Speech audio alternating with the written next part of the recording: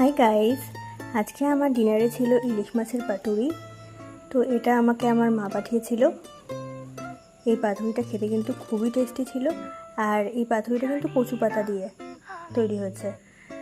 আর পাতুরি তো অনেক ধরনেরই হয়, কুমড়ো পাতা দিয়ে হয়, লাউ পাতা দিয়ে হয়, কলা পাতা দিয়ে হয়। তো এটা ছিল কচু পাতা দিয়ে, আর খেতে কিন্তু দারুণ হয়েছিল।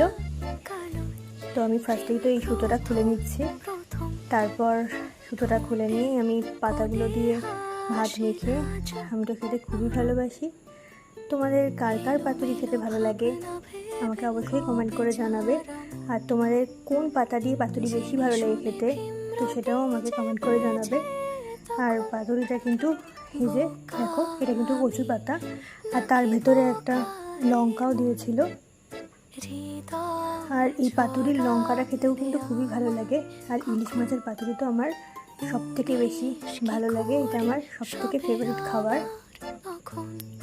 তো আমার তো এখন ভয়ে যেতে যেতে আমার এখনও লোভ লাগছে। তো এটাই ছিল আজকের ডিনার।